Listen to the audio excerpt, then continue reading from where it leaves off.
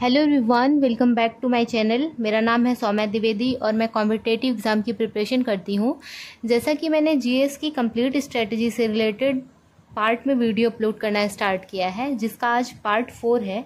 Part 4 में मैंने economic subject लिया है, जिसमें मैं आज आपको बताऊंगी कि इकोनॉमिक में कितने टॉपिक हैं और इकोनॉमिक का सिलेबस क्या है, किस टॉपिक से ज़्यादा क्वेश्चन पूछे जाते हैं। तो आज मैं आपको उन सारे टॉपिक के बारे में बताऊँगी।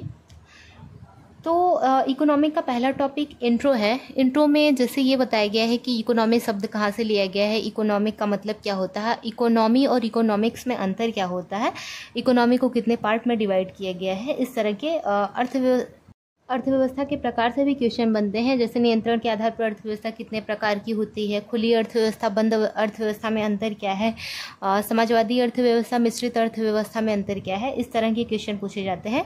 उसके बाद राष्ट्रीय आय से क्वेश्चन पूछे जाते हैं कि राष्ट्रीय आय क्या है, नेशनल इनकम क्या है, नेशनल इनकम को मापने के टूल्स क्या हैं, जीडीपी क्या है, जीएनपी क्या है, एनडीपी क्या है, एनएनपी क्या है। एनएनपी फैक्टर कॉस्ट पे मापा जाता है, मार्केट कॉस्ट पे मापा जाता है। इस तरह के क्वेश्चन पूछे जाते हैं। उसके बाद बैंकिंग से रिलेटेड क्वेश्चन आ जाते हैं। स्टार्टिंग में बैंक को कितने पार्ट में, पहला बैंक कौन सा है, हिंदुस्तान बैंक की स्थापना कब हुई, इंपीरियल बैंक ऑफ इंडिया क्या है, उसकी स्थापना कब हुई, और बैंक ऑफ मद्रास की स्थापना कब हुई, स्टेट बैंक ऑफ इंडिया को कितने बैंक को मर्ज करके बनाया गया है। उसके बाद व्यापारिक बैंकों के बारे में पूछा जाता है, जैसे आरआरपी क्या होता है और रेपो रेट क्या होता है। इस तरह के क्वेश्चन पूछे जाते हैं। उसके बाद मुद्रा से क्वेश्चन पूछे जाते हैं, मुद्रास्फीति से भी क्वेश्चन पूछे जाते हैं। मुद्रास्फीति महंगाई जिसे कहते हैं, और महंगाई क्यों बढ़ रही है, क्यों घट रही है, मुद्रा की कीमत कैसे बढ़ती है, सामान की कीमत कैसे घटती है। इस तरह के क्वेश्चन पूछे जाते हैं। उसके बाद डिफ्लेशन से क्वेश्चन पूछे जाते हैं, विमुद्रीकरण से क्वेश्चन पूछे जाते हैं। बजट से क्वेश्चन ज़्यादातर पूछे जाते हैं कि बजट कौन से आर्टिकल में है, क्या बजट जैसा सब संविधान में वर्णित है या फिर नहीं, और अगर नहीं तो इसे और किस शब्द के द्वारा समझा जाता है, फिर जाना जाता है, और वो किस आर्टिकल में है। सबसे पहले बजट किसने पेश किया, स्वतंत्र भारत का सबसे पहला बजट किसने पेश किया, गणतंत्र भारत का पहला बजट किसने पेश किया। इस तरह के क्वेश्चन बजट से पूछे जाते हैं। योजना से भी क्वेश्चन बनते हैं। उसके बाद योजना आयोग से क्वेश्चन बनते हैं, योजना आयोग की स्थापना कब की गई, योजना के स्थान पर क्या आया। उसके बाद वित्त आयोग से क्वेश्चन बनते हैं। सबसे ज़्यादा क्वेश्चन पूछे जाते हैं पंचवर्षीय योजना से, कि पंचवर्षीय योजना स्टार्ट कब हुई, किसने इसे स्टार्ट किया और किसके टाइम से ये स्टार्ट हुई, योजना अवकाश कब हुआ। उसके बाद 1975 में आंतरिक गड़बड़ी के कारण किसने आपातकाल घोषित किया। उसके बाद क्वेश्चन पूछे जाते हैं, गरीबी हटाओ का नारा कौन से पंचवर्षीय योजना में दिया गया, या पीसी महालनोबिस मॉडल किस पंचवर्षीय योजना में दिया गया था। तो इस तरह के क्वेश्चन योजना से पूछे जाते हैं। योजना से बहुत सारे क्वेश्चन पूछे जाते हैं, तो योजना को अच्छे से तैयार करिएगा। उसके बाद कर से क्वेश्चन पूछे जाते हैं, टैक्स क्या होता है, किस तरह। गरीबी और बेरोजगारी से क्वेश्चन पूछे जाते हैं, और ये भी क्वेश्चन पूछे जाते हैं कि सबसे पहले गरीबी का आंकलन किस आधार पर हुआ या फिर किसने किया। इस तरह के क्वेश्चन भी पूछे जाते हैं। तो ये है इकोनॉमिक के इम्पॉर्टेंट टॉपिक, जो हमेशा क्वेश्चन में यहाँ से क्वेश्चन जरूर आते हैं। तो आप इन सारे टॉपिक को अच्छे से तैयार करिए। अगर आपके पास कोई नोट्स है तो आप वहाँ से पढ़ सकते हैं। अगर आपके पास कोई नोट्स नहीं है तो आप लूसेंट से इसको तैयार कर सकते हैं। और अगर आपने लूसेंट और ये किसी नोट से पढ़ लिया है, आपका सारा टॉपिक कंप्लीट है, तो आप किरण पब्लिकेशन की बुक से इसके पीवाईक्यू सॉल्व कर सकते हैं। अगर आपके पास टीसीएस की बुक है तो उससे भी इसकी पीवाईक्यू सॉल्व कर सकते हैं। अगर आपके पास कोई भी बुक नहीं है तो आप सिंपल सबसे यूट्यूब से या फिर कहीं मॉक टेस्ट दीजिए, या फिर सेक्शनल मॉक टेस्ट, या फिर आप गूगल से सर्च करके इस टॉपिक से रिलेटेड, जैसे आपको पंचवर्षीय योजना से रिलेटेड 50 क्वेश्चन सॉल्व करने हैं, तो आप गूगल पे सर्च करके इसके पीडीएफ डाउनलोड कर सकते हैं। अगर अगर आप ये भी नहीं कर पा रहे हैं तो आप यूट्यूब पे सिंपल ही ये डालिए कि 5 ईयर प्लान पीवाईक्यू करके डालेंगे तो आपको वहाँ बहुत सारी वीडियो मिल जाएंगी। तो आप वीडियो से भी पीवाईक्यू सॉल्व कर सकते हैं। अगर आप पूछें कि किस तरह किया जाता है, तो पहले आप वीडियो ऑन कर लीजिए। उसके बाद मैंने ये पहले भी बताया है कि एक चार्ट बना लीजिए, जैसे 1 करके उसके सामने बॉक्स बना दीजिए। उसके बाद अगर आपने 50 क्वेश्चन सॉल्व करने हैं तो 50 बॉक्स बना लीजिए, और आपके जो जो क्वेश्चन सही हो रहे हैं उसके सामने सही का, और जो क्वेश्चन वीडियो में बताने से पहले आपको क्वेश्चन का ऑप्शन टिक करना है कि जैसे आपने क्वेश्चन देख लिया है और उसके बाद आपको आंसर टिक करना है कि इसका आंसर ये होगा। उसके बाद फिर वीडियो ऑन करिए। इस तरह आप 50 क्वेश्चन सॉल्व करिए और देखिए कि आपके कितने क्वेश्चन सही हो रहे हैं और कितने क्वेश्चन गलत हो रहे हैं। फिर जो क्वेश्चन ज़्यादा गलत हो रहे हैं, जहाँ पे आपको जिस टॉपिक से ज़्यादा क्वेश्चन गलत हो रहे हैं, उस टॉपिक को एक बार फिर से रिवाइज करिए, उसके फिर से अलग से क्वेश्चन सॉल्व करिए। जैसे आपके योजना आयोग के क्वेश्चन गलत हो रहे हैं, बार बार गलत हो रहे हैं, ज़्यादा से ज़्यादा गलत हो रहे हैं, तो आप योजना आयोग टॉपिक पढ़िए। उसके बाद सिर्फ योजना आयोग टॉपिक से आप पूरा पीवाईक्यू सॉल्व करिए। पीवाईक्यू जितने भी आपसे हो सके उतना सॉल्व करिए। उसके बाद देखिए आपकी कितने अच्छे क्वेश्चन सारे मॉक टेस्ट में बनने लगते हैं।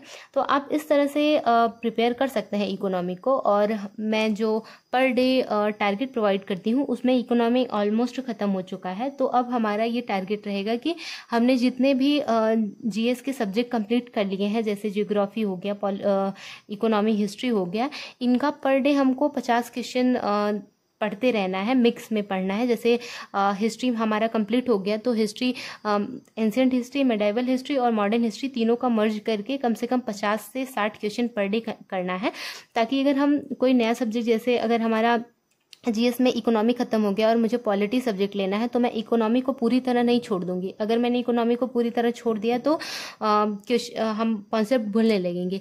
इससे अच्छा है कि पर डे 50 क्वेश्चन या 60 क्वेश्चन या फिर जितना हमारे पास टाइम रहे, कि जितना हम मैनेज कर सकें उतना क्वेश्चन हम पर डे सॉल्व करेंगे, ताकि हमारा ये टॉपिक बना रहे और हम इस चीज़ को भूलें ना। और बहुत लोग ये कहते हैं कि जो मैं टारगेट प्रोवाइड करती हूँ वो कंप्लीट नहीं हो पाता। तो अगर आपका टारगेट कंप्लीट नहीं हो पा रहा है तो जो मैं प्रोवाइड कर रही हूँ उससे अलग आप खुद का भी टारगेट बना सकते हैं, जिस तरह आप पूरे दिन को मैनेज कर सकें। जैसे आपके पास बहुत काम है तो आप किस टाइम पढ़ रहे हैं, जैसे आप सुबह के टाइम में पढ़ रहे हैं या फिर शाम के आपके पास दिन में काम है, तो आप इस तरह मैनेज करिए ताकि वो टारगेट जो हमने बनाया है वो कंप्लीट हो सके। जैसे हमने आज जो भी टारगेट बनाया है उसको हम पूरे दिन में कंप्लीट कर सकें। अगर मेरा टारगेट आपको ज़्यादा लगता है, आपके पास बहुत सारे काम हैं, तो आप अपना टारगेट बना सकते हैं। और अगर आप अपना टारगेट नहीं बना रहे हैं तो जो सब्जेक्ट मैंने लिया है, जैसे अगर मैंने जीएस के 3 सब्जेक्ट लिए हैं तो आप उसी सब्जेक्ट को कम करके 2 सब्जेक्ट ले लीजिए। अगर मैंने 4 लिए हैं तो आप 3 या 2 ले लीजिए। तो इस तरह आप पर डे उस टारगेट को कंप्लीट करिए। उसके बाद जो सब्जेक्ट आपका छूट गया है, जैसे अगर आपने इकोनॉमी, पॉलिटी और हिस्ट्री लिया है, 3 सब्जेक्ट मैं ले रही हूँ, अगर आपने हिस्ट्री को छोड़ दिया, इकोनॉमी और पॉलिटी को लिया है, तो आप इकोनॉमी पॉलिटी को कंप्लीट करने के बाद हिस्ट्री लीजिए। इस तरह भी आप पढ़ सकते हैं, इस तरह भी आप अपना टारगेट बना सकते हैं और उसको कंप्लीट कर सकते हैं। जो हमारा सब्जेक्ट कंप्लीट होता जाएगा, हम उसका पर डे 50-50 क्वेश्चन करके पीवाईक्यू सॉल्व करते रहेंगे। अगर हमें पीवाईक्यू नहीं मिल रहा है किसी भी जगह से, जैसे एक पर्टिकुलर, जैसे योजना का पूरा एक पीवाईक्यू नहीं मिला है 50 क्वेश्चन का, तो हम क्या करेंगे कि पूरा एक टाइम पे पहले इंट्रो का करेंगे, जैसे एक टॉपिक करके करेंगे। जैसे एक टॉपिक इंट्रो का हमने 50 क्वेश्चन सॉल्व कर लिया, अर्थव्यवस्था के प्रकार का हमने 50 क्वेश्चन सॉल्व कर लिया, राष्ट्रीय आय का 50 क्वेश्चन सॉल्व कर लिया। ऐसे करके हमने सारे टॉपिक का 50-50 क्वेश्चन सॉल्व कर लिया। जब सारे टॉपिक कंप्लीट हो जाएंगे तो हम लोग मिक्स में करना शुरू करेंगे। अगर आपका एक टॉपिक कंप्लीट है तो आप पहले ही दिन से मिक्स वाला करना शुरू कर सकते हैं। जैसे सारे टॉपिक उसमें मिक्स रहेंगे, वो क्वेश्चन कर सकते हैं। अगर आपका टॉपिक कंप्लीट नहीं तो इस तरह भी कर सकते हैं आप। ये बहुत सही होता है और इससे हमको ये समझ में आता है कि हमारा कितना क्वेश्चन बन रहा है। और मिक्स टॉपिक में भी ये चीज़ समझ में आने लगती है कि जैसे अगर हम मिक्स क्वेश्चन कर रहे हैं तो उसमें हमें ये समझ में आने लगता है कि हाँ, इस टॉपिक में अभी थोड़ा और वर्क करने की ज़रूरत है। तो इस तरह भी आप इसको कंप्लीट कर सकते हैं। बाकी बहुत सारे प्लेटफॉर्म हैं जो पीवाईक्यू प्रोवाइड करते हैं।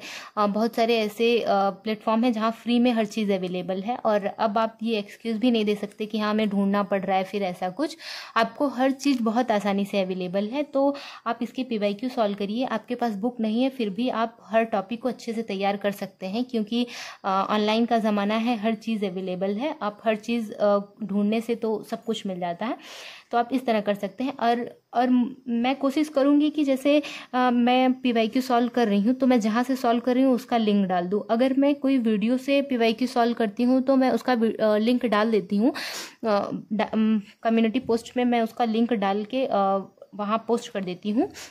बट अगर मैंने किसी बुक से किया है या फिर कोई मैंने PDF डाउनलोड करके किया है या फिर कोई सेक्शनल मॉक दिया है, सेक्शनल मॉक का भी मैं डाल दूंगी, बट उसका कोई फ़ायदा नहीं होगा क्योंकि उसको आपको ही ढूंढना पड़ेगा। तो मैं जितने भी यूट्यूब से अगर मैं करूँगी तो मैं पर डे उसको डाल दूंगी, आप वहाँ से कर लीजिएगा। बट अगर मैं नहीं डाल सक रही हूँ कम्युनिटी पोस्ट पे, तो आप अपने से ढूंढ के PYQ सॉल्व करिए और इस तरह आप इकोनॉमी अच्छे से तैयार करेंगे। ये GS की ये स्ट्रेटजी कि आपको मॉक और सेक्शनल मॉक टेस्ट देना है, ये हर चीज़ में काम करेगी, चाहे वो इकोनॉमी हो, पॉलिटी हो, हिस्ट्री हो, कोई भी सब्जेक्ट हो। आपको इस तरह PYQ सॉल्व करना बहुत ही ज़रूरी है और जितना हम प्रैक्टिस करेंगे, वो चाहे रीजनिंग हो, मैथ हो या फिर GS हो, हम जितना ही प्रैक्टिस करेंगे उतना ही हमारे लिए अच्छा होगा, उतना ही हमसे क्वेश्चन बनेंगे। तो आप इस तरह इकोनॉमी पढ़ सकते हैं और यही मेरा तरीका होता है GS को पढ़ने का और ये बहुत ही हेल्पफुल तरीका है, आप इसे अपना सकते हैं।